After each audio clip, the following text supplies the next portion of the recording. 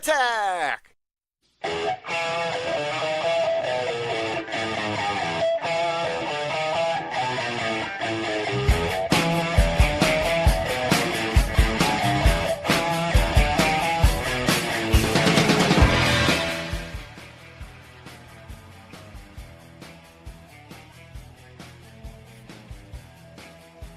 Hello, everyone, and welcome to the Smack Attack, a Tuesday morning edition of the Smack Attack. That is, I am your host, Jimmy T, and my co-host is R to the B to the V, and of course, we got MS to the G also in the house, and we are live on Humming Media Group's YouTube channel, and also on the Twitch and on channelattitude.com after the fact.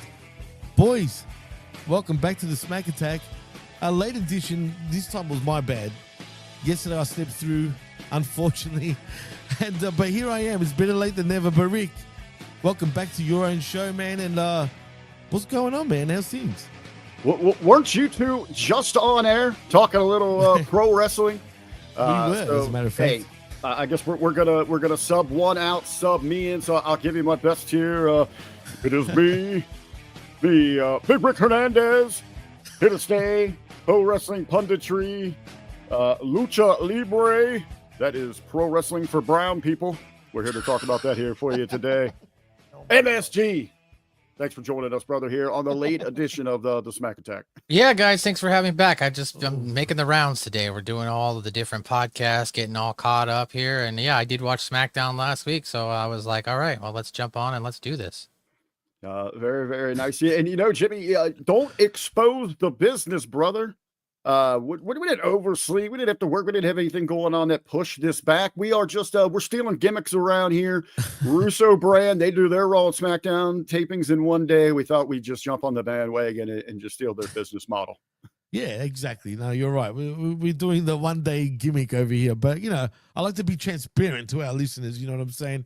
But in saying that, though, we are here to talk SmackDown. And it was, look, I'm not going to lie, Rick, and I'll start with you first. I guess I am the only clown in HMG that was expecting Brock Lesnar, because everybody, including our listeners, not one person allegedly was not expecting Lesnar to turn up. But I did, man. Am I wrong to feel that way? You know what? I actually at one point thought I saw an advertisement for him. Now I was saying I wasn't necessarily surprised that he wasn't on the show, but I will agree with you. I thought I saw an advertisement there, but hey, you guys were talking. Too. You guys were talking earlier on I Like It Raw about the schedule with Lesnar going forward. And yes, we do know now what we learned here from SmackDown.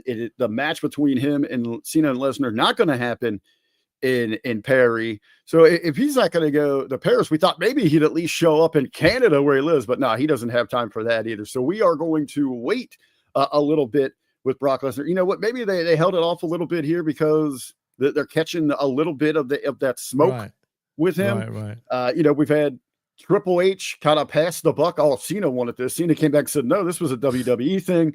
Triple H kind of backpedals again and says, no, this was our legal department cleared this months ago. So, maybe they're just trying to figure this mess out themselves. Yeah, I mean, I think you're probably right. I think the heat that they actually received has probably got something to do with it. Matt, how do you feel about it, though? Do you think it was the heat with the fans, or just, Brock just doesn't give a shit?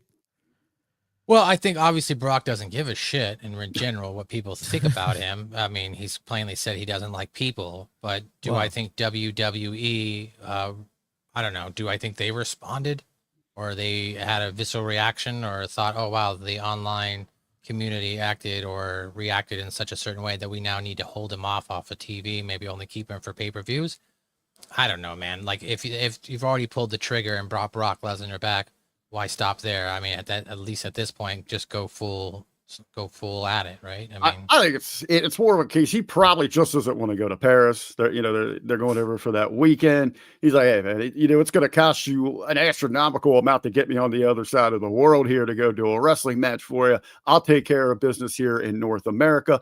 They've got enough of a draw there with Logan Paul. But even on the Lesnar front, we have got Captain Asinine old Uncle Dave Meltzer over there. He's even blaming the Lesnar situation for the reason that WWE dropped the post-show stage conferences that they were doing. Instead, now they're just doing more of what you see in sports. It's the live post-show with the crowd in the background and your panel talking about what we've had.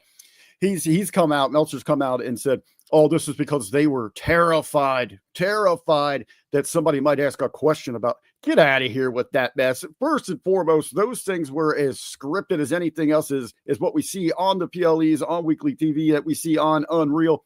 Those things were scripted out the ass. WWE isn't worried about somebody throwing them a true hardball question. No, they got rid of those things because it was just a room full of freaking dorks and it was boring as hell. And they would go with something more entertaining that matches what happens in actual sports. Nice. I like that, Rick. No bullshit, just straight up. I like it. I mean, look, I didn't mind the press conferences. To me, they're kind of like, I don't want to say fun, but you were just trying to get them credentials down under. Yeah, I'm not going to lie. I'm kind of pissed about that. They could have waited until after October, or at least wait until the end of the year to do that. You know what I mean? Because it was very, very abrupt. But you know what I mean? At the end of the day, it probably serves them right. They should have never started this in the first place. I mean, just look at AEW. They look like clowns every time they do it. Let's be fair. Matt, am I wrong? Yeah, no, I don't think you're wrong. What I always thought about what was interesting was that they always let in these non-journalists in, and then they asked, poor questions. The Waffle House questions. Yeah. A Waffle House question, or a question about comics and video games, or, sad, man. So, I don't know. Whatever WWE has decided to do, it's probably for the best. And I'm sure Triple H was probably getting tired of those post-show press conferences. Can I just point out, all you guys complaining about we're going to be $30 later? I'll see you, Zayn. I'll see you. You guys are characters. Nothing's going to change. If you catch us live, we're going to be for free, right? But you're going to have to pay after the fact, obviously, like it was with channelattitude.com. So I'm just putting it out there for everyone that seems to be worried about it, because I see a lot of you guys. Well, hold on, Jimmy. Hold on. If the market research shows that the HMG Army can afford and will pay 30 or more, that's what we will charge. But we'll let the market research determine what our price point will be. We're going 50, man. We're going above ESPN, all right? Let's be real here, man. We're going to hit $50. I know you're trolling, Zayn, as you always do, but I'm just saying, man, I see a lot of you guys talking about the money situation. I mean, come on. We're not that bad. Jesus Christ. Remember, I know you guys were talking birthdays before. MSG, you might have been a little young for this when you were watching the pay-per-views coming up. But are we that out of touch? Is it that long ago? I guess it is. It's been over 30 years when we had to pay $40 to $50 for each pay-per-view. Hold on. It's been less than that. It's been this back in the 90s, right? Early 2000s. It was like $39.99. You'd pay for a pay-per-view. I'd always ask my parents, can we get a pay-per-view? No, me too. And it would be like once a month. And as long as I was a good kid, we'd get a pay-per-view. And if you could get your in-your houses there for a while for like $20, and then your premiums would go to like $35, $40. But yeah, I think it was pretty interesting. A little shout out to Stevie Richards, the Stevie Richards show. They were talking about over on their channel. I think it might have been a Rooster Brand that Ben and Stevie were talking about this. And they were talking about how they determined their pricing. And even way back then, when Stevie was with the company, he approached the marketing, the production, distribution channels, and asked that. He said, hey, do you think if we have like tiered pricing for the different pay-per-views, we'll be able to draw more, maybe go with the quantity if we drop that price. And even back then they had answered him, and they had some research behind it. Like, we have done these studies. We realize right now at this price point, this is where we're at for the people that are going to pay for it are going to pay this much. We're not going to attract more at that lower price back then. Disco's talking about, so over on K100, when he joined the booking committee, he had to sit in on a wrestling fan think tank. And he said it was even crazy about the the amount of people, like those that are going to get a dirty stream, even back then, are going to get that. And those that are going to pay are going to pay that higher price. So you want to get that top dollar out of them. And as these wrestling fans have proven, I mean, look at, I know everyone's freaking out. Oh, I can't, $30 a month. Well, we're getting multiple PLEs in a month now. We're getting all the majors trending towards an entire weekend, to at least 2 nights of stuff in. And we don't know if we're going to get the NXT stuff in there. There's still a lot of details to be worked out. But the market is showing across the board. UFC just switched from theirs, but they ran theirs dry. They were getting buys per event, 43 events a year. There are people still putting out numbers where AEW feels comfortable with their more traditional pay-per-view buy rate. Weird. And even in-house with WWE, fans are lining up to practically burn money to give to the WWE for meet and greets, for tickets, for merchandise. You know, it's insane here. But you compare to other sports, for the NFL right now, you have to have access to 7 or 8 networks or streaming services if you want to watch every game. That's sad, dude. So the market is showing that people are willing to pay for this. I know, but the way the American market, the way they stretched you guys out, when you think about it, not only do you need cable TV, for example, to watch SmackDown, right? You need, Netflix also to watch Raw. You need obviously for the whatever Peacock or now ESPN for the PLEs. Is that stretching the fans a little too thin? Basically, you need $90 a month to be watching all of WWE's pretty much product. A little bit here if you want to get all of the WWE content, but even inside their own business model, they are telling us now across our platform, we've all had these kind of comments, these conversations. Right. The weekly programming, Raw and SmackDown, is no longer must-see television. Yeah, I know. Unless you really love advertising like I do, I mean, hell, that's pretty much what that entire show is. But like you've got, I heard MSG talking about this, with the UFC deal, he is really inclined to pick that up, to start watching that form of combat sports or entertainment, because it's packaged with his South Park now. Now, see, I think with the ESPN deal, they are going to need to somehow sweeten that bad boy to entice with some more use there. Like if I could get that and in the red zone, which I know now they're not going to be together because that red zone is so pricey, but I would pay a higher price to have both of those together.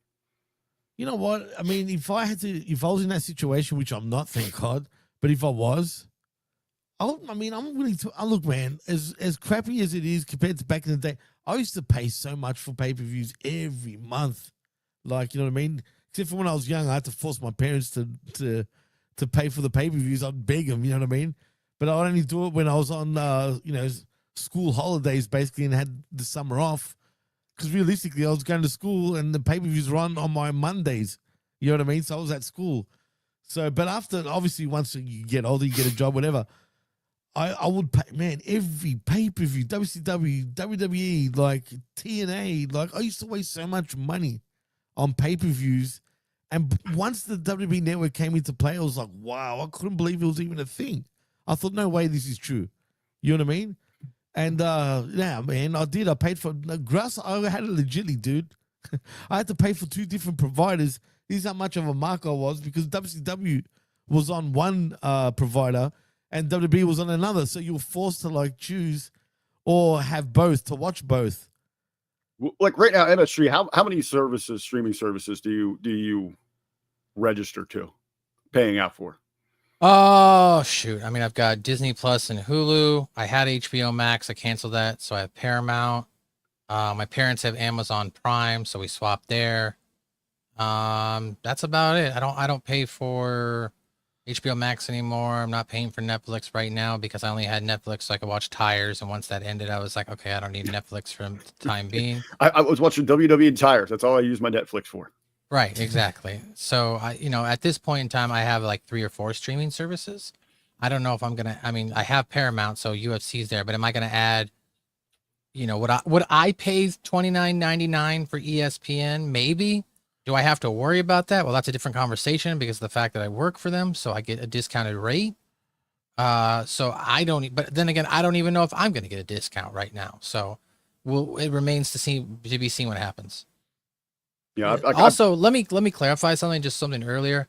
Again, we're not changing the model of how we do live shows here. Like, you'll still be able to watch the live content. It's just all about the replays that we're changing. It was just like before, where we'd go live, and if you missed the show, then you'd have to sign up for Channel Attitude. That's essentially what we're going to do here. That's all it is. With Patreon and YouTube memberships. And if you don't want to pay for it, don't fucking pay for it then. Just make sure you catch the live show. That's about it. So, I mean. But in saying that, we are planning on doing some exclusive shows for the Patreon, obviously, to entice and YouTube people memberships and stuff like that. Yeah. Right. So, but the usual shows are absolutely, like you just said, man, will still be here for free, live.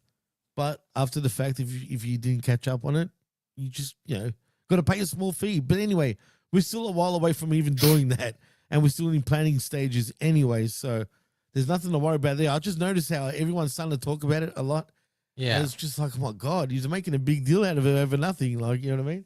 Yeah. But anyway, boys, the ESPN thing, though, it is interesting. The one thing, though, the UFC thing is a big deal. Like, it really is a big deal. $7.7 billion deal. Yeah, that's huge. And not just huge, though. The fact that they used to charge a shitload of money for their pay-per-views, man. And the fact that you don't have to be paying that much anymore, that's got to be a godsend, especially for the US market. Yeah, I'm not really a big UFC guy, so I wasn't completely sure how that was working. Yeah, so if you're paying for those 43 events, you're going to get 43 of them now under that one price structure per month with Paramount. So it's obviously they had seen probably downward trends in their buys, interest in their product, and it was time for that shakeup. I would really be interested. I'd love to see that backdoor dealings from TKO, from Shapiro and Ari and Khan, whoever's involved there on that side of it, saying, all right, we're going to take one of our brands and products. We are removing that from you, but how about we insert this one that we believe can work under the business model that you want to use here, and how long? Don't get me wrong here. I think the market will support WWE in this new system, but eventually, yes, that bubble will burst as well. Interesting times ahead. It's amazing that, like, once these WWE shooting themselves in the foot, though, guys. Really, I mean, once you went to the WWE Network way, $10 a month, $9.99 a month, whatever it was at the time, and then sort of going to another sort of subscription service where you have to pay a certain amount of money, unless you already got ESPN on your cable provider, then apparently you don't have to pay a cent for it because you've already got it. I just remember when times were so hard, you had to go outside and phically meet friends and go to their house and have watch parties. And you had to gather in one person's house and everybody chip in and bring you chips and drinks. Or maybe you'd go even meet some different strangers because they would have watch parties at like BW3s and things like that when they had, the price, the regular pay-per-view structure. Maybe we get a return to simpler times where we can get out and socialize a little more about professional wrestling. 100%. I'm in for that. I mean, we are sort of from that generation, though. So, you know what I mean? Like, it's amazing how many people now just don't want to do anything. They just stay at home. I mean, I've seen women now, guys, no shit, just to go off the subject, but it has to do something with what we're talking about. Women are not even, I'm not talking about hot chicks, are not even getting asked to, like, hook up with them. Like, and they're starting to hate it, man. They've been going out and everyone's scared to even approach them, which sucks because that's what we've become as a society now, because people, men are afraid to, like, say boo. Do you remember years and years ago where you would hear whistles, man? I know here it used to be like that. If a hot chick was walking past, everyone would be acting like freaking dogs, like whistling, like just not giving a shit. But now, do it, it's sexual assault. Like, that's it, you're done for that. Like, just for a simple whistle. You can't do shit. I just don't whistle just in case they have a dong and I don't want to be called out on it. Well, you know what I'm saying? The point you don't want to get caught on that. How do you think people are scared to hook up, man? That's why the internet now is the way to go for, like, hooking up, which is weird. Here we go, man. Different times, Jimmy, but the pendulum is turning. It's moving back. Woke times are moving on. We're opening back up as a society. So we will see where that takes us. Gentlemen, in the headlines, we've been talking about here for a couple of days, Rihesh, and it's just interesting to talk about that pay structure going forward. Is it going to interest people? Is it going to draw them in? There was a bit of a headline out there that I haven't seen, especially on our platform, maybe getting a lot of traction. Forgive me if you guys maybe talked about it at the Wreckage or something this weekend. But in a recent interview, Bret Hart taking the task, calling out one of the IWC's absolute favorites, and that is Gunther. Bret Hart saying he maybe doesn't have as much respect for the ring general, mainly over the absurd amount of chops that he uses in his repertoire. Bret, in an interview, was kind of paraphrasing what he was saying. It was his job, and Bret always took his job very, very seriously. He still to this day takes professional wrestling very, very seriously. If we don't believe it, who else is going to buy into it? But Bret saying that it was always his job. You make it look like a real fight. And priority one is to never hurt another individual. In all his years of wrestling, he wrestled a variety of people. He never hurt anyone.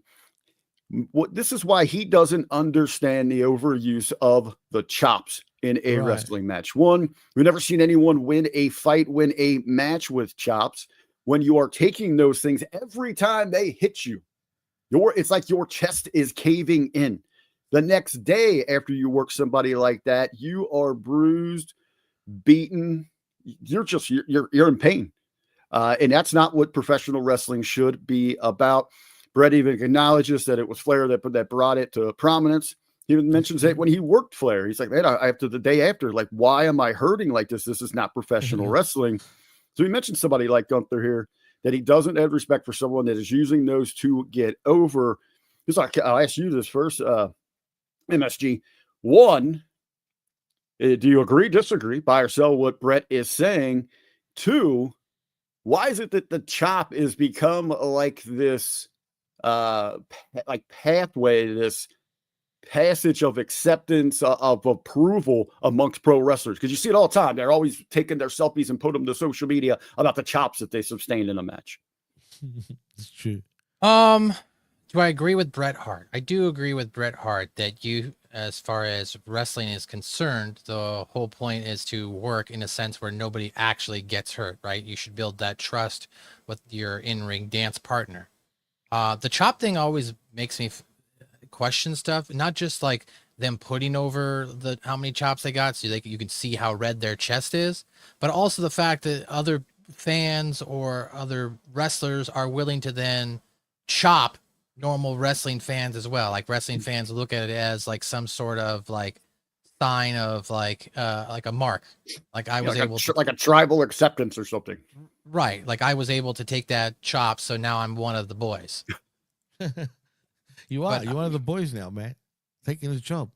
I mean, come on. I think Bret, look, I love Bret. Bret, honestly, is one of my favorites of all time. But God damn it, Canadians, man. You know what I mean? He's got that Canadian sort of mentality, which is nothing wrong with that. But he's just complaining about everything, for crying out loud. Just chill out, Bret. Things have changed, you know what I mean? He was the best worker, in my opinion, ever when it comes to making things look real, and he doesn't even hurt a guy. That's how good he was. Like, his worked punches were an absolute thing of beauty for me. Even his kicks. Because he'd make that foot stomp at the same time as he's kicking you in the chest. So it looks more brutal. So those little things that he would do, that makes things look so much better. Even his punches. When he's punching, if you look at his footwork, he's stomping and punching at the same time, which makes it look kind of more brutal. No one knows how to do that anymore. For whatever reason, a lot of today's wrestlers haven't been taught those simple, fundamental ways of doing things a lot easier, that looks a lot realer. But instead, we see a lot of fakery going on now, where a lot of wrestlers, and I'm looking at you, John Moxley, who cannot throw a worked punch for crap. Like, I mean, he's the worst I've ever seen, straight up. And there's a lot of them. You know what I mean? So the chop can hide that in a sense if you can't throw a work punch properly. Rick, what do you think? When it comes to the punching, I always reference to Al Snow. The punch, especially the punch to the face, is the most exposing move inside of the business. Anyone that's been punched in the face especially repeatedly, you have marks, you get cut open, you break things. So it is the phoniest move in wrestling. And to kind of spit off that second question there with this thing being a rite of passage, like a tribal honor to go for workers and all walks. You see it all the time in the indies. Going out there and showing, oh, look, I got really cut up and scraped and bruised in a match. Stop doing that. It is useless exposure. I've been in a handful of bar fights before. I've got my ass kicked. I don't try to, go to social media and be like, look, I got my ass beat. Oh, I'm cool. I'm still staying. No, it's, to me, it's a no-no, an exposure thing. Great. You're a tough guy. Get out there and do your damn job. Sell tickets, put asses in the seats. Goosey, you're being sarcastic, by the way. Vader had the safest punches. Come on, man. You see clobber mofos all over the place. I mean, just watch him and Stan Hansen kill each other. Just saying. In Japan, especially. I was going to say, those guys, if those guys punch you, they were going to definitely leave a mark. But gentlemen, let's switch gears. Let's kick it on over to the blue brand. I know, guys, you guys were talking about Raw last night, the new week, but let's go way back in the time machine to last Friday. It was the Fallout, the blue brand Fallout from SummerSlam. We had advertised for the show. We had the new champion, the WWE Undisputed Champion, Cody Rhodes. He was going to be on the show. We got John Cena, and apparently, as Jimmy and I thought maybe we saw, but didn't. There was no Brock Lesnar, but a lot to jump into on this week's episode, gentlemen. Expectations, Jimmy, going into this thing with the fallout from SummerSlam. Obviously, your expectations with Cena, but anything else that you were excited for? I mean, the show was pretty good for what it was, but the thing, like I said, for me, and I was saying this to the vet on Direct Gauge, where is it just me? Am I getting out of touch? Am I expecting way too much from WWE these days and professional wrestling in general? Because all I'm getting set up for right now is disappointment. But the thing that drives me nuts is that I know WWE are a lot smarter than that, the way they've been doing things. Triple H cannot be that dumb, all right? He just can't be. I'm sure he knows what to do when it comes to book something, right? Look at his NXT runs, as the head of creative. They were great shows back in those days. Sure, he wasn't perfect, but he done absolutely great things. My point is, I know he's not an idiot. So, Matt, I'm going to ask you this first. Is there something going on in the back? Is there some sort of civil war going on between different parties or something like that? Because I feel like no one's in total control of this product right now, and everyone's fighting for, I don't know if it's their guys or just politics, but something's up to me, man. Well, I mean, I think that there's always politics in wrestling, right? Just because Triple H is in control now doesn't mean that things all of a sudden became hunky-dory, rainbows and pot of gold. It definitely, politics exists in every form and fashion of corporations in any job. So in wrestling, of course, it's taken up to a different notch. Do I think there are multiple camps, whether it be writers, wrestlers, producers, or agents, that are vying for their guys? Of course. I mean, that's definitely 100%. Right. Do I think that each and every week they know what they're going to actually write about? No, I don't. I think right now they're writing from a week to week standpoint. So, because if they were writing things out, weeks ahead and months ahead, then we'd have clear-cut storylines outlined, whereas we're just tuning in every week and hoping that this week was going to be better than the last. Yeah, I mean, that's, like I said. Yeah, sorry. I think MSG hit it right on there with a couple of points. Talk to the backside of that at first. It does seem that we've been taught in professional wrestling that they would, always, you lay out WrestleMania the year before and you start working backwards and you're putting these pieces together. It just seems like they are scrambling maybe more than ever to come up with that weekly product. Or again, is it that they are just phoning it in with these weekly television shows? They know the money is on the premium live events. That's where people are willing to spend. That's where they're really getting their gate. They're not out on the road as much anymore. There's a lot of variables that could play into that. as well. But yes, to the politics that exists in all walks of life, Right. and it is much cut. It is different, so much deeper. They got to cut your throat in professional wrestling. It's crazy. I just even promoting on my level, you know, there was a group that would conspire against me because they always like, oh, Rick's Click. It's the group of guys that he takes care of, that he's got out doing the PR for the show. They're getting the prime spots. Their envelopes are a little bit thicker. Well, no, that wasn't the case. I did have Rick's Click. It was the guys that I backed. You know why? No, I had them because those were the guys that were going to training twice a week at the local schools. The guys that were available to get out and do PR to help me hand out posters and flyers or just go meet and probably with had sponsors. a relationship with you where other guys are too scared to even approach you, possibly. You know what I'm saying? I didn't take anything into account a person like that, but yeah, I was able to develop those closer relationships because I was working more with them on helping grow our show and our brand. I told the other ones, that's if you guys want to be weekend warriors, that is fine. If you think you're going to walk in here and not look professional on it, no. I mean, if we're going to use you on the undercard, that's it. But don't be asking the world when these other guys are putting in the effort to look professional, to grow our brand, and it's going to be that case. You are going to have some people that maybe have it all together. Maybe that's the same reason the hashtag We Want Cross right here. He got caught up in those political games, even going back with HBK, Triple H's guys, with Adam Cole and all those. We heard all those stories, but yeah. So I think it is more, Jimmy, is a lack of focus and direction from our creative. And that's the sad thing about it here. Gentlemen, this show was coming to us from Montreal. I did have with us. I wanted to get your guys' take on, especially as we get deeper into Canada. They had both shows there last week. But this is the French-speaking province of Quebec. This crowd here, it seems when they go to Canada, WWE, they like to pull out all the stops. We do get maybe a little bit more of a stack card. Kevin Owens is out, so Sami Zayn, you got to pull double, triple, whatever duty to get those home crowd pops. He was on the show with the crossover. This one was in Quebec. That Monday was in Quebec. This is was this Montreal? Yes, this Friday is Montreal here. Yep. But they pull out Quebec City Monday. They pull out these stops. I did notice that from the recent tour here from WWE and MSG. I'll ask you this one first.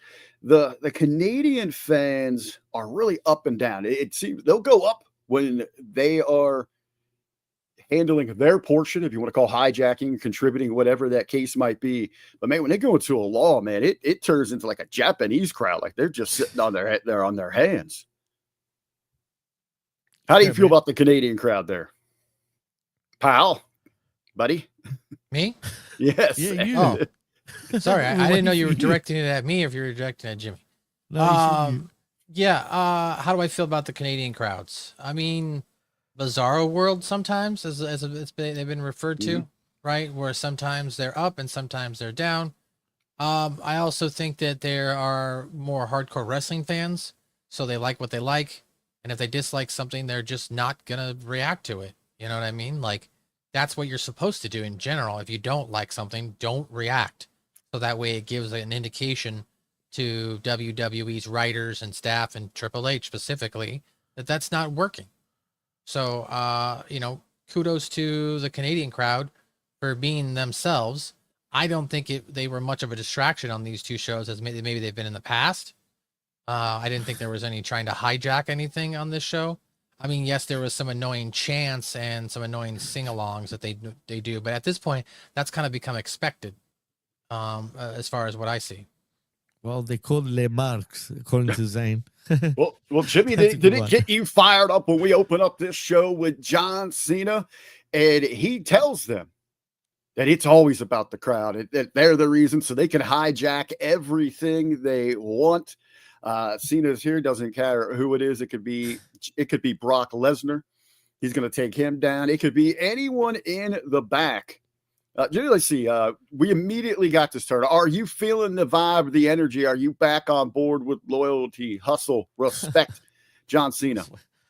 No, I'm still confused, Rick. All right. This is the most bizarre thing I've seen in wrestling for a long time, to be fair.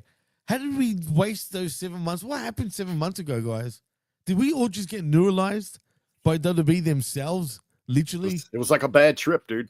it was a real bad trip, and I mean a real bad one. Or they had one too many. I don't know, but whatever and whoever and whose decision that was, it's bad. Everyone looks bad all across the board. So no, really, I don't know what to think right now about Cena. I'm like happy for him, but he comes across as just I don't know, not condescending, but more like just fake. You know what I mean? Just totally like bullshit. So how am I supposed to get behind this guy when for the last 7 months you were telling us that he's going to ruin wrestling? You just did ruin wrestling, actually. You ruined it. You did it, John. Thank you.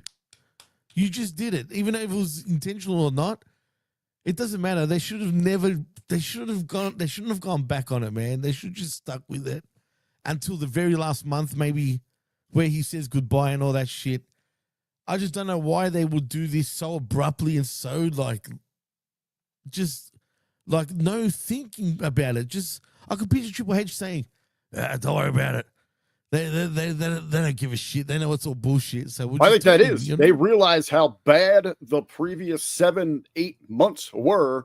That even though it is the biggest pile of lazy creative crap that they have laid in the last 20 years, and that says a lot. They were so lazy, they didn't even bother to try to get themselves out of it. They went out so bad, they just dropped it.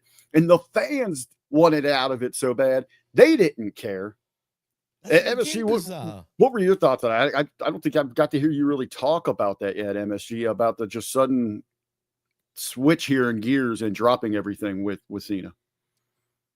Oh, man. It's been weird because, like, you guys are kind of hitting on what I feel like. It's been a waste of time. Why have him switch off at WrestleMania, have him turn heel, only for, what are we, 5 months later for them just to throw it out the window? Right. We didn't really get a big payoff other than John Cena a week before the pay-per-view coming back and turning babyface. Not 48 hours. 48 hours, right. So there was no real reason for him to actually turn back to being babyface. There wasn't some sort of moment that made John Cena where the fans or the writing would say, hey, John Cena's going to turn back babyface because of A, B, C, or D. It was just, well, this is over. Let's turn John Cena back to being babyface, and we'll have him lose to Cody Rhodes at SummerSlam. I mean, I agree with Jimmy. They should have really ran this out till the end of the year. And the last guy that should have beaten him probably should have been Cody, but it should have been at the end of the year. Like, Cody probably should have lost to John Cena at SummerSlam. And then John Cena would continue this heel run up until his last pay-per-view appearance at the end of the year. Even if you wanted out of it, use the match as the catalyst for Cena realizing maybe, and then afterwards there's the shaking of the hands. I mean, tell a story. Just don't bring out your big eraser and just try to, all right, that was all. Don't pay attention to the man behind the curtain because he doesn't know creative. He's an idiot. But I will tell you. It feels like they're just trying to retcon it. Like, oh, okay, right? Never mind. Let's forget about what just happened the last 5 months. Essentially what they did. Can we get our money back for the streaming things that we did for that then? That we watched all that? That never happened. But if they want to get MSG to cheer for Cena, to rally behind hustle, loyalty, respect, there is one surefire way to do that, and that is to have John Cena punch Logan Paul in the face at Clash at the Castle. We get in this opening segment, we get that match set up as Paul wants the challenge. Let's do it here tonight. No. We're going to do it in another French-speaking area over in Paris. We have that match set up. MSG, are you looking forward to hustle, loyalty, respect, breaking down your favorite Logan Paul there? I mean, if they actually put John Cena over, this could be another match where John Cena puts Logan Paul over, right? I mean, because that's doing the business the right way, I guess, right? Is putting over people on the way out. So I could definitely see Logan Paul coming up victorious in this match. Do I want to see him come up victorious? God, no. I don't even want to see Logan Paul on TV. I mean, that is interesting because good guy Cena hasn't won a match in a long time. He hasn't won any. He lost the championship bout. He was only winning when he was aligned with maybe with the Rock or something there. Yeah, I don't want to see Logan Paul. I've plainly stated that when Logan Paul, because it's probably going to happen. When Logan Paul wins the WWE Championship, whatever show he's on, I'm probably not going to watch that show. Oof, that's heat. That'll be worth $30. Yeah. But you know what? You brought up a point, actually. You just remind me of something, actually, Rick, now that you just said it. Cena's heel turn as a whole, with The Rock and all that, especially. The way they did that was piss poor too, guys. Let's be honest. I mean, look what they did. Instead of him turning to win the championship, where that's what he should have done, you know what I mean? Like, they helped him win the actual championship, not actually win the belt and then turn on Cody. Why would you do it that way? That doesn't even make sense in itself. I mean, Rick, how do you feel about that? To try to make sense of it's like beating your head on a wall. And if they want me to forget about it, God, I will gladly forget about that crap there in the next month. But Jimmy, also inside this segment, I know this is a topic you've been pondering across the platforms here. You've been talking about this, asking these questions. It almost so in this we have Logan comes out, him and Cena do the exchange. They're going to have their match. Logan's new best friend here, Drew McIntyre, enters the equation. They jump Cena. Here comes the American Nightmare, the new WWE undisputed WWE champion Cody Rhodes to the rescue, setting up for the big tag match here later on. We're going to bundle all this together, but break it down by what the developments here.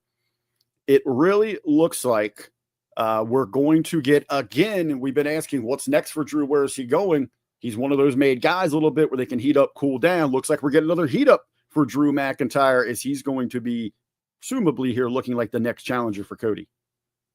He definitely needs it. So I'm glad that they're doing that, because he's been sort of floundering in purgatory. When you say floundering, though, are you excited to see him be that challenger? There's no way that Drew's going to, go over this thing. So this is going to be another program where he's going to be putting someone over. Are you just glad to see it's in a main event, though?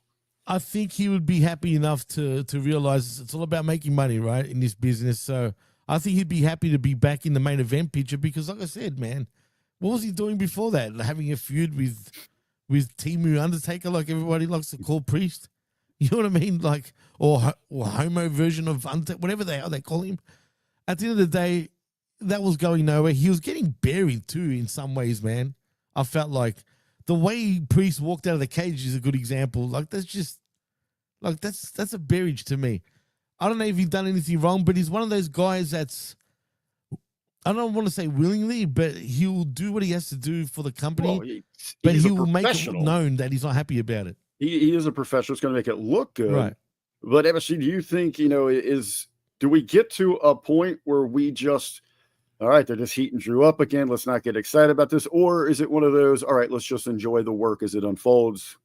It doesn't really matter about the destination. It's the journey getting there. Well, WWE seems to be hot and cold when it comes to wrestlers, right? They heat somebody up and they bring them back down. They heat somebody up and they bring them back down. So this just seems like par for the course. I think the chat's kind of pointing this out. This just seems like it's going to be another loss to Cody. They're just heating up Drew so that way Cody has someone to fight with. Great win. Big win. Another big win for him. I could see this feud lasting a couple of pay-per-views, not just that Clash of the Castle or Clash in Paris, whatever, Clash of Champions, whatever they're calling this pay-per-view. Clash in Paris. Clash in Paris. Clash of the Castle in Paris. Sorry. Jesus Christ. That's bunch of C's in Paris. So I could see them heating him up, and then we see Cody and Drew maybe feud over that title for the next couple months, with Cody obviously ending up being victorious. I would much rather see at this point Cody turn heel himself. I'm kind of over the babyface Cody. I get it that he's good for the company as far as the face of the company, being the guy. He's good for marketing, goes on to the TV shows, has his own podcast, has his own guests. So I get it why he is the babyface. But from a storyline perspective, what more can we do with Cody Rhodes that we already haven't done, right? He won the title. He won it again. He's beaten John Cena. The torch has been passed. He's the number one guy. At this point, what is left for Cody Rhodes as a babyface? I would counter that, and I think it is difficult. One of the hardest things to do in modern professional wrestling is to be over as a traditional babyface, and Cody still does that. With the masses, they still rally behind him. I know he is taking a second seat here to the John Cena thing, but this is a retirement tour. we are eventually going to start losing some of these guys that are very, very over. We've heard rumors that AJ Styles is kind of on a quiet retirement tour. It's not going to be long before Orton does that as well. So Jimmy, for you, so if not Cody as that go-to baby for the future, they don't have anybody ready to go in that position. They've got nobody. I was just thinking, who the hell do they have to follow up Cody? Cody's by far the biggest babyface in this company right now. So I totally understand why they don't want to pull the trigger on him becoming heel. Yeah, but hold on. But the argument, Jimmy, could be made that they can heat up and anybody, right? So if you have a guy like Kevin Owens, he comes back, if he does come back, whether you like him or not, Sami Zayn, they could heat him up like a Daniel Bryan. So like they can heat up anybody that they want as a babyface realistically and make them the face of the company. I know, but there's more to it though, Matt, like about being the face of the company. And I'm talking about because I don't see those guys on the PR tours and all that. Exactly. That's what I was going to say. Can you picture Sami Zayn looking the way he does? Let's be honest, nothing against him. Being the face of the company, going on all these like TV, radio gigs, looking the way he does. Where's Cody's the consummate professional, man. He's that politician. He's the perfect guy to represent your company. And I think that's why they lean towards it, because everyone else is just not Cody in the sense of etiquette. You know what I mean? Like Cody gets it in every sense on what it takes to represent the company. I think everyone else just doesn't put that effort on representing the company. And I don't think they get it. They don't see it. They just expect to become world champions because in their heads, they've earned it. But it's a lot more than that. And I don't think they realize that whereas Cody gets it straight up. I think some good points there. All right, so the match inside itself, we get a DQ finish here. One very cool spot inside this match. Let you guys make some points here, but the Claymore to Cody's head through the front of the table, devastating. They caught it perfectly on the production as well. So this was our main event, but we hit talking points here on SmackTack. But so your guys' thoughts here on the match itself. Good for that crowd, good for television. More of it was just kind of set up a hype for a match we already know. And this is where we kind of get the indicator that Drew is going to be that challenger for Cody. So we're getting more story development on top of a match. Yeah, I mean, I thought the match was decent. It was could be considered a big time night for SmackDown, right? Because John Cena actually appeared and wrestled on SmackDown itself. Only 11 more. Only 11 more dates he's got technically. Who's to say they won't add a couple additional if they needed him? But that being said, overall, the match wasn't bad. I did like the spot you're talking about too. I thought that was a unique, different spot that we have not seen before, where somebody gets their face kicked in at the lower portion of the table and it breaks the bottom of the table. So I liked that the panel was broken. I liked Drew looking at the championship belt afterwards. That was intensely looking at that thing. Making it known that this is what he's wanted and continuing that storyline that we had earlier this year or last year, I'm sorry, when Drew was taking on CM Punk, right? And he got screwed out of winning the championship. So now we see Drew McIntyre once again back on the rise, and he'll be the guy that I don't think it's going to happen, but I personally would rather see Drew McIntyre be the guy that dethrones Cody. And, we have a heel champion with Cody on the chase, but it doesn't appear that on the chase, in my opinion, for sure. It doesn't appear that we're going to be getting that right now. I think that would be interesting. Jimmy T, your thoughts there on the main event here? Yeah, just the match itself and those big spots. Yeah, I mean, look, the match was fine. The spots are spots, man. I mean, what do you expect? But even here, I was still expecting a Brock appearance, possibly. Like he just pops up on SummerSlam and done what he did. Unfortunately, we didn't get that. But see, that's the thing, though, guys. As good as it seems on paper when you think about the show, seemed pretty stacked, and it was, right? The thing about not paying off what happened on SummerSlam for me just sort of ruined the whole show for me, even though I know the show was pretty good. But I was just like, this is not... I just don't understand how everything's back to front in WWE. This is not WWE. WWE are not known to do it like this bad. You know what I mean? Well, even if you could take the time when you do have Brock at SummerSlam, keep the camera like on him, like, all right, we kept cameras rolling backstage as Brock exited, and we've got a little more on the story, or do a special report on it to get some more intrigue, man. just not in passing. Just do something, even if you don't have Brock physically there. Explain yourselves. Yeah, if it's crap, you know what I mean? It's all don't bullshit. pretend that it didn't happen until you have him back the next time. Exactly. That's their issue. But Jimmy, yes, your friend Little Jimmy wasn't seen in this segment, but I know he had to be popping. Probably the best. The best Cena segment on this show is the interaction with R-Truth. He's good to have hustle, loyalty, and respect back, because now he can be himself again. I love some of the things that here, and he even goes to check his hair, like, wait a minute, shit, I did that. Did I cut my hair? Like, what the fuck is this though, man? Like, why? What's going on? I mean, so again, we're gonna pretend nothing happened. Well, I think it makes sense. I think it makes sense with R-Truth that we would act like nothing happened. He's gone back to normal because Cena now is the good guy. I get it, right? Totally. But it's still piss weak, dude. Hustle, loyalty, respect means nothing to me. It's all hustle, loyalty, and crap, and just bullshit. MSG, that segment, did you see any maybe signs that R-Truth isn't completely on board at the end? He looked a little more than just his regular confused. I don't blame him. Gosh, this segment was, I guess, just for comedic purposes. Mm-hmm. Well,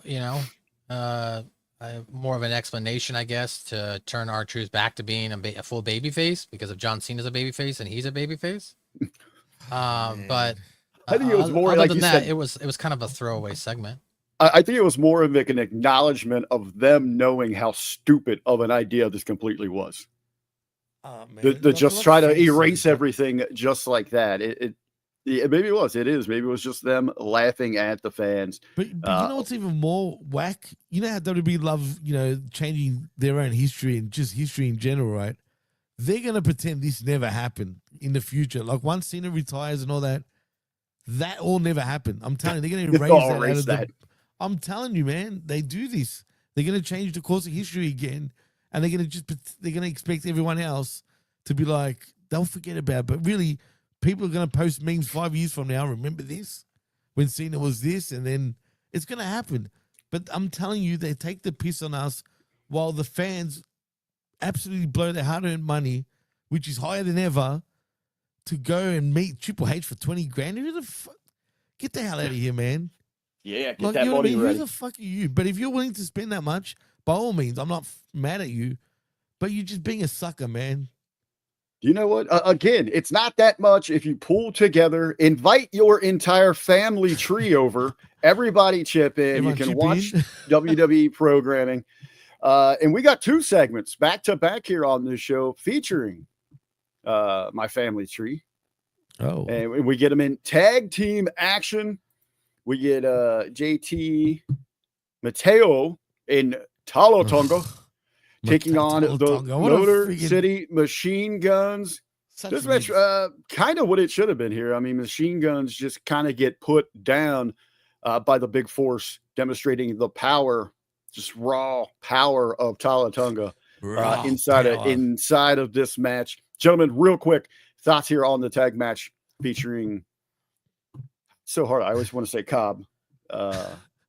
You mean JC Penny, whatever he is? Yeah. Mateo and Tonga putting down the Machine Guns. This is all a rib, Rick. It's all a rib. Even the Machine Guns getting hired is a freaking rib. I mean, raise your fist. For what? They need to raise their fist to touch Tala Tonga or any wrestler at this matter in this company. That's how small they are, the Mini City Machine Guns. And all I think of is Tala Tonga. If that name doesn't have money, I don't know what does. You know what I mean? So, yeah, screw the Machine Guns. They're done and dusted already at this point. I was a fan of theirs. MSG, this is one of those times we had mentioned where the crowd went into a lull. They seemed disinterested in this thing, and it got seriously quiet in that arena. I mean, do you blame him? Really? No, I mean, I don't blame him. The match itself was what it was, like you mentioned. Like, I kind of expected to see Mateo and Tala Tonga, pick up the victory. Tala Tanga. Yeah. If that's not fucking. If anything, I thought the machine guns might have got too much offensive. Yeah, I didn't understand that. I thought it should have been a quick match. This was another match like in the last, 48 hours, or I guess not 48 hours, but since Friday now to Monday, where we have a match where one clear participant or team should going over in a dominating fashion.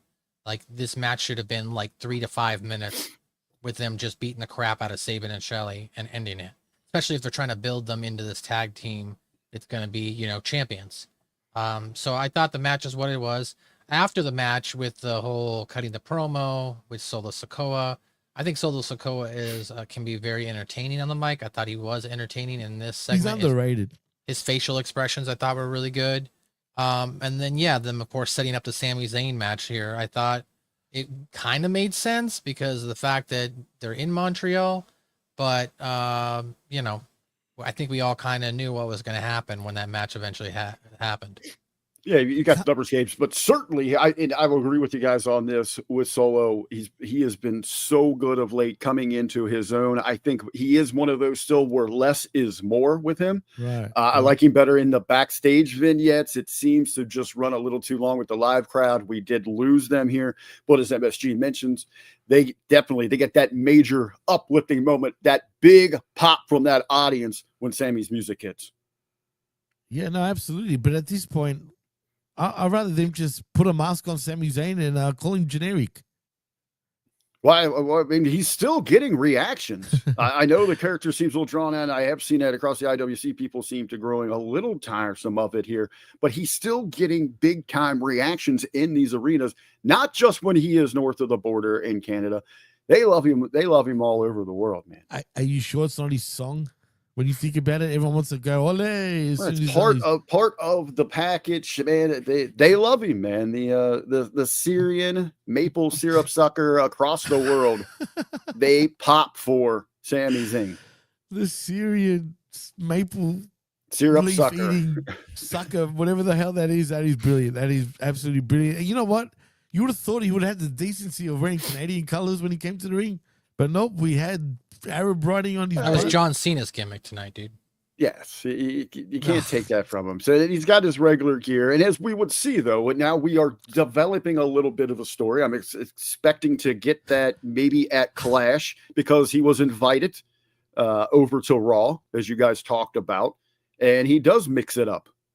Well, actually, no, they came back and got revenge on him at Raw. Excuse me, when they jumped in and interfered in his match with Rusev. That's right. They absolutely did. But, isn't it time for Cena he should have came out with a shirt saying hustle, loyalty, and respect, eh? Maybe. Wouldn't that be better? I mean, come on. Maybe he should. He should have. That's money, John. Thank you. What was next? What was next, Rick? Jimmy, do you like to have your cake and eat it too?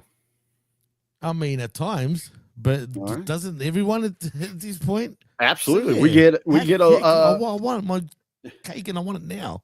Yeah, well, we get a little bit of finally a celebration. They had to go out, the new women's tag team champions, Charlotte Flair and Alexa Bliss. They took care of business on the previous Monday there, finally beating, or not finally, but maybe in that rematch clause, besting again the Judgment Day. So it appears that they have moved on. They're looking to brighter horizons, bigger challengers here.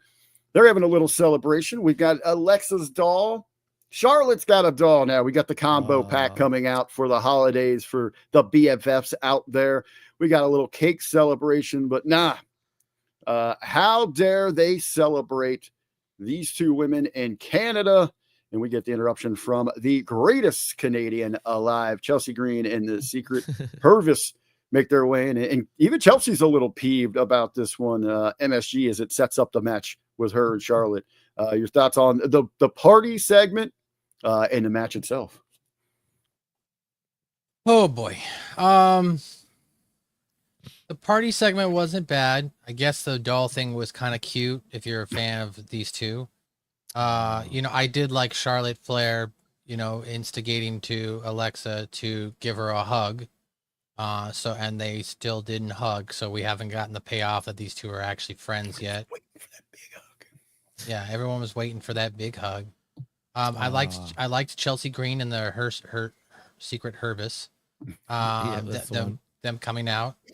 And I liked Nick Aldis's interaction here as well, making the match for right then and there. So overall, I would give this segment a C+, B-. You know, it was okay. It was kind of just there to continue the, I guess, storyline between Alexa and Charlotte as far as them, will they or won't they hug each other and become best friends? Yeah, we're waiting for that big payoff, that heartwarming moment, Jimmy T, where we get that they are friends. They are best friends. It's going to be our big payoff. Dude, it's going to be Macho and Elizabeth getting back together again. That's how big this is going to be. Yes. I love it. I love it. Scissor me timbers. Oh, yes. Where's the cobra at? We need a cobra, too, just to build it up a little more. Jimmy, would you like these two? Let's get more serious with this women's tag division. These two maybe start with some matching gear. Maybe let's get actually a tag team finish or something we haven't seen in this division. Ooh. I mean, what can you call it? The figure. Hey, well, they love dolls, right? They got their own things going on. Mm-hmm. Can we call it the figure dolls or just the figurines? You know what? You just got hired by WWE Creative because that is terrible. Yes, that was a horrible idea. That was brilliant. That's the worst pitch that I've ever heard of. You guys are just jealous.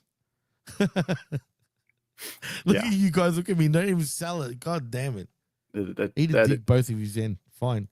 On that high note, those are pretty much your headlines, your talking points from that last week's SmackDown. I know there's a few other small segments in the back. We had an Aleister Black interview about kicking Priest's head off. A tag team division hasn't seen anything yet, but those are our major points from this past week's. Do you think when Aleister Black walks into SmackDown every week, the lights are out? They're always just black? Mm-hmm. Yes. Because he clearly doesn't see what's going on in that company with himself, right? Man, you are not on fire right now. No, I'm not. I'm pissed, man. I'm telling you, I'm so pissed. And Labra said earlier that I'm a WWE hater now. No. I'm not biased. Everyone used to think I'm a WWE shill, but I'm gonna shit on whatever sucks, in my opinion. You know what I mean? So you don't have to agree with me, obviously, but I'm just bitterly disappointed, guys. Well, we do have. I'm more disappointed right now how you're holding your cigarette. It's a very weird way of it's very it looks like you're holding it with your thumb. It's very Clash and Perry. All right. It looked like you were holding it with your thumb. MSG's just getting ready for Clash and Perry. He's trying to get the culture of how they handle their cigarettes over there. He's calling me a Perry, apparently, it seems. Yes. We have 3 matches set for the Clash and Perry. Naomi will be defending the women's world championship against Stephanie Vicaire.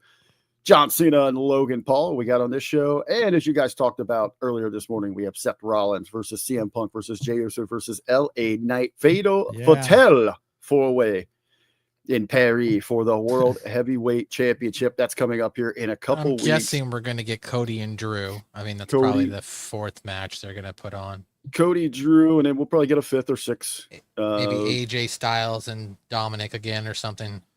Well, AJ will definitely get that chant again, that whatever we chant they were doing, phenomenal, if you remember.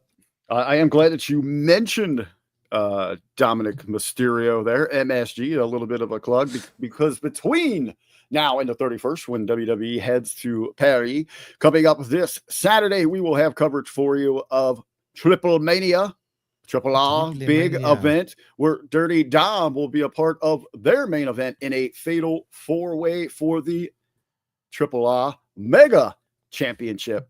Real quick as we get on the home stretch out of here, MSG, Lucha Libre. Are you into it? Are you going to be watching? Are you going to be following Triple Mania this weekend? Lucha. No. No, that's a hard no. No, I will not be. I will be working. Well, no, I'll be sleeping because I'll have to work the next day. Really? Yeah, I got to work. I work on the weekends. You're not interested in Mexican wrestling? Not really. Not really interested in Lucha Libre wrestling personally. I mean, if you want to watch it, go for it. I'm not going to tell you not to watch it. It's Triple R, man. It's Triple Mania. It's the biggest party of the summer. South of the border. It's the South of biggest the border, fiesta. You know, if WWE did a better job here, they own the freaking company. If they were doing a better job of hyping up some of these matches, which they're gonna show this weekend, maybe I would be interested if they were showing the video packages, giving background information instead of just a quick plug on what's gonna happen. Like, or the match is happening, that a pay-per-view is happening. They should be sprinkling it throughout the shows between Raw and SmackDown, is what I'm saying. And saying, hey, coming up this weekend, we've got Triple A. If you don't know what Triple A is, here's a backstory. Here's some background on some of the matches. Here's a deep dive into Vikingo. You know, give me something, give me a reason to tune in rather than just saying, oh, you're going to watch Triple A? Oh, you don't want to watch it? Watch it. Watch Triple A. You know what? This is interesting here. As MSG is right. I mean, why aren't we getting a little, hey, instead of just the real quick promo or just in the Dirty Dom thing, he's going to be competing there.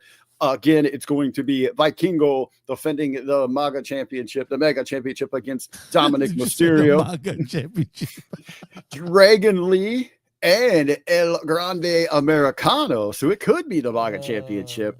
I am still standing by. I love what you guys were talking about before with and Jimmy, who hates fun, who didn't want to have anything to do with the different Americanos. If we had Omos as one there, I'm still standing by the finish at Triple Mania is that Americano gets unmasked and it is Del Rio actually under the mask and he wins back his Mega Championship. Definitely, I could see that, especially the way they've been booking him in that company. That could very, very much happen. Actually, I'm leaning to. I like that because I guarantee he's about 90% right of that happening. I didn't realize this either. Judgment Day, Finn Balor, DJ, and Raquel are going to be in a mixed 6-person tag. They are going to be taking on the one, the only, America's favorite Green Machine, Mr. Iguana. Nina Hamburgerisa and Lola Vice in a mixed trios match. Damn. Love that. Looking forward to that. Goannas, reptilians, and ass in one match. An ass. Yes. Yeah. Lizard ass. Imagine getting that tongue up in that ass. But That's an ass. Another thing that I did like last time when we had Worlds Collide that MSG had mentioned, we had Conan, K-Dog on commentary. And Graves did a great job. He is versed in that history. His brother works down there. But it was nice to have K-Dog explain the traditions and why things work and why the presentation is different in Lucha Libre as opposed to what we're used to in our sports entertainment. Jimmy, your thoughts that we're getting next to Graves on the call this time, we are going to get a wrestling god, JBL. Interesting pairing, actually, because Graves is also going to be on it. JBL, I've watched some of his stuff in Triple A, right? And he's the funniest freaking most racist character on that show that the crowd absolutely hate his guts, but you can tell he's having such fun and he doesn't give a shit about anyone standing around him, man. He's just absolutely brutal in some ways. Actually, it's very underrated, his run right now in Triple A. I find it very interesting. He's actually quite good to see, but he takes it a little bit, you know, he's right, he plays the line, you know what I mean? But maybe goes past it one or too many times at times. So he's actually very fun to watch in Triple A right now. So I'm looking forward to it.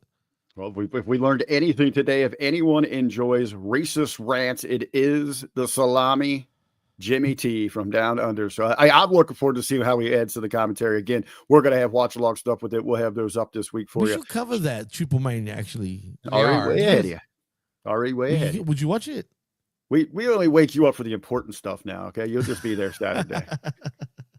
But gentlemen, let's actually watch it. We should watch it. We are. We're going to. Brandon's doing a watch along. Yeah, we're doing a watch along with it. I'm sending him a graphic. We're going to get it all up. Anyone that wants to join in. Yes. I'm going to bring my goanna, my little green thing too. Yes. All right. Hold on there. Everyone knows where to find me here on the platform. It is ever changing, but we're going to keep. We are improving the quality, keeping it coming at you. Jimmy, let's let MSG do his plugs here, and then you get us the hell out of here. South Park. I was laughing at Goose's comment, and he's gone. And he's gone. So yes, at South Park Pod on all podcast outlets. You can check out our brand new show each and every week. Jimmy T's back now. What the fuck? And man? he's back. What the Yeah, hell's check going out my podcast at South Park Pod. I love it because you're just doing the South Park talk. Let me crunch that number two. And it's gone.